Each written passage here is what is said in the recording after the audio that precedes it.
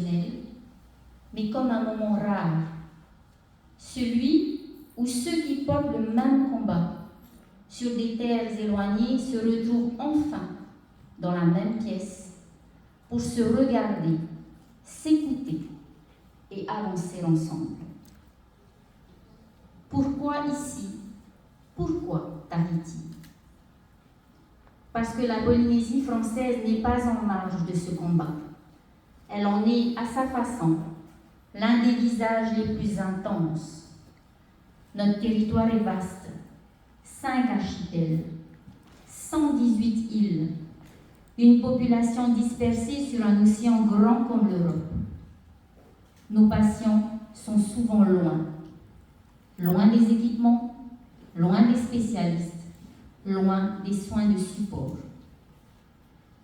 Certains doivent quitter leur île, leur famille, parfois pour des mois, pour recevoir un traitement que d'autres ont à quelques minutes de chez eux. Ils partent seuls, souvent démunis, loin des leurs, dans un système de soins qu'ils ne connaissent pas. Cette réalité, nous la portons chaque jour et elle nous oblige. Et pourtant, notre comité est jeune, notre comité est debout et notre comité avance. Depuis notre création, nous construisons patiemment, pierre après pierre, la présence de la Ligue sur notre territoire. Nous accompagnons des malades, nous soutenons des familles, nous sensibilisons des écoles, des entreprises, des communes. Nous sommes encore jeunes, mais nous sommes déterminés. La prévention est notre priorité absolue. Nous avançons parce que nous croyons que la lutte contre le cancer ne peut pas être seulement une affaire de traitement. Elle est d'abord une affaire de prévention, une affaire de mode de vie, d'alimentation, d'activité physique et d'accès à l'information.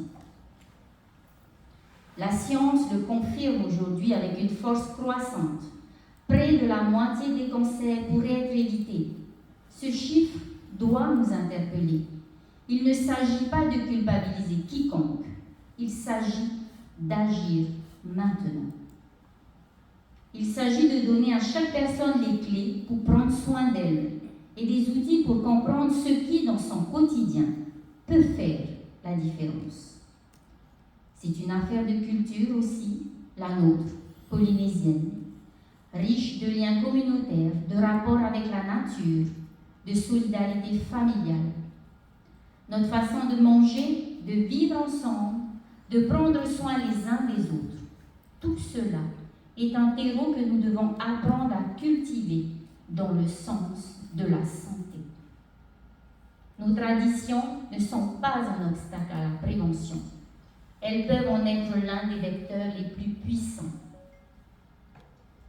Ce fil conducteur traversera toute notre présence à Tahiti cette semaine. Jeudi soir, le docteur Philippe Bergerot, que je remercie chaleureusement d'avoir accepté notre invitation et que nous avons l'honneur d'accueillir parmi nous à l'occasion de ce colloque, portera ce message directement à nos concitoyens lors d'une conférence grand public ouverte à tous. Le docteur Bergerot n'est pas seulement président de la Ligue nationale contre le cancer. C'est un médecin qui a consacré plus de 40 ans de sa vie à ses patients. Un homme qui croit profondément que la parole médicale doit descendre de ses hauteurs pour aller à la rencontre du plus grand nombre. Sa présence ici à Tahiti est un signe fort. C'est la Ligue nationale qui dit à la Polynésie: vous comptez, votre santé compte, votre territoire compte. Je vous invite toutes et tous à mobiliser vos réseaux pour que cette conférence soit un moment de rencontre véritable entre la science et notre population. C'est un message d'espoir, c'est un message d'action.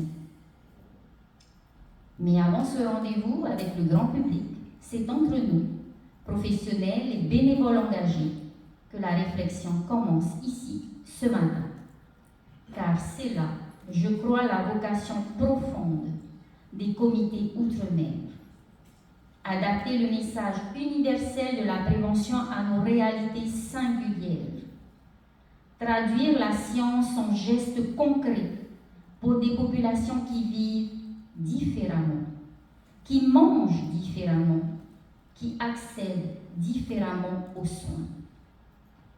Ce n'est pas un travail de second rang, c'est un travail de première nécessité.